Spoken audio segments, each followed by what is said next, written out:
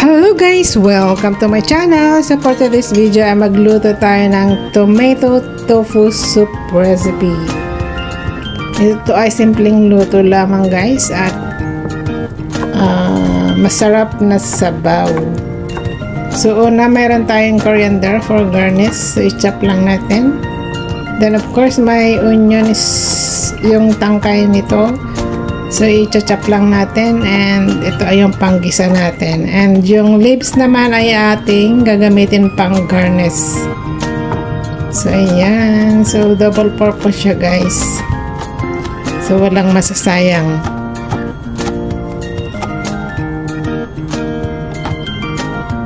And syempre, meron tayong dalawang tomato. So, biyakin lang natin sa gitna.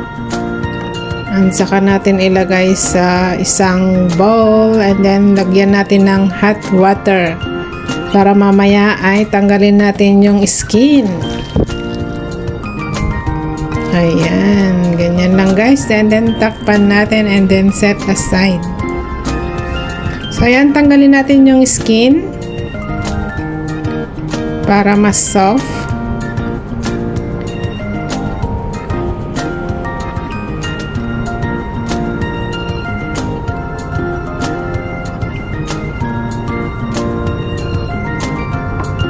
Then after nating matanggal yung skin, i-cut natin into cubes.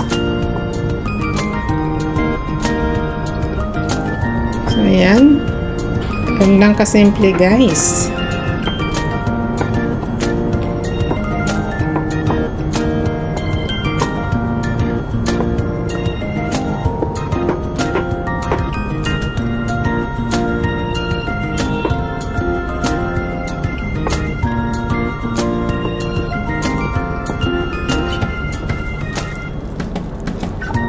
So, meron din tayong enoki mushroom.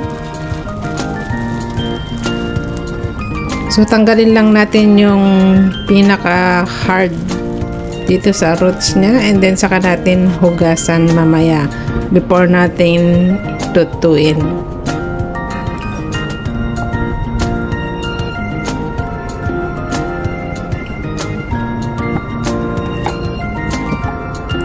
So, maglagay din tayo ng sliced ginger.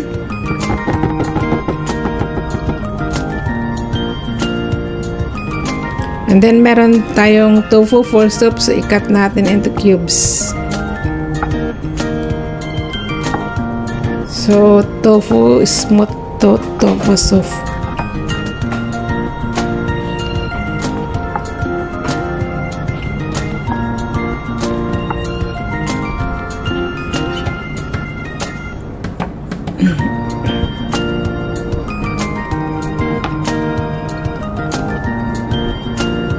So, ayan, okay na. So, ito lahat ang ating mga ingredients, guys. Mayroon din tayong 2 eggs. So, i-scramble natin yan mamaya. So, ayan. So, let's start to cook. So, i-fry natin yung ating ginger.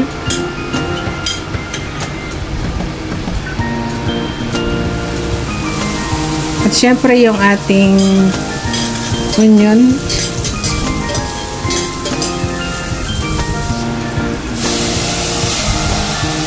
Then, saka natin ilagay yung tomato. So, nag-separate nga pala ako ng konting tomato para hindi naman durog lahat. So, add salt for taste. So, lutuin muna natin konti. Saka natin dagdagan ng tubig.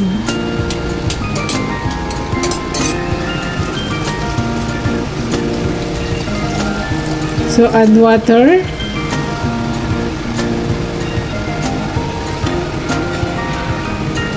So, naglagay ako ng konting white pepper powder para mas malasa.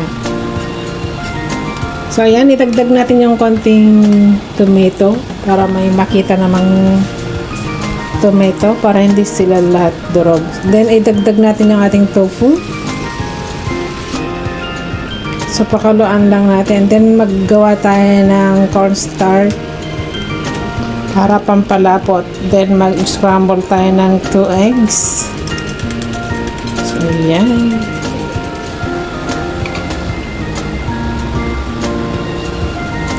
Ayan, kumulo na. So ilagay natin yung mushroom.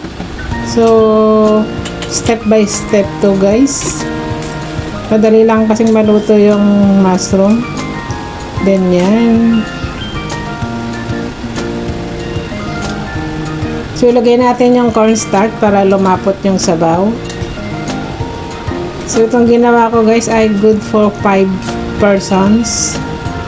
So isang medium size na kaserola.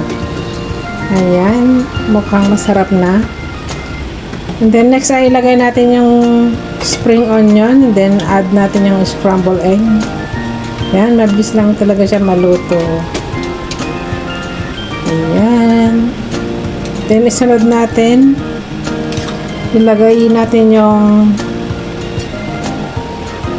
coriander for garnish din. Ayan. So, ayan. Tapos na. Ganyan lang kasimple, guys. So, thanks for watching. See you in my next vlog. Please like and subscribe. Bye-bye.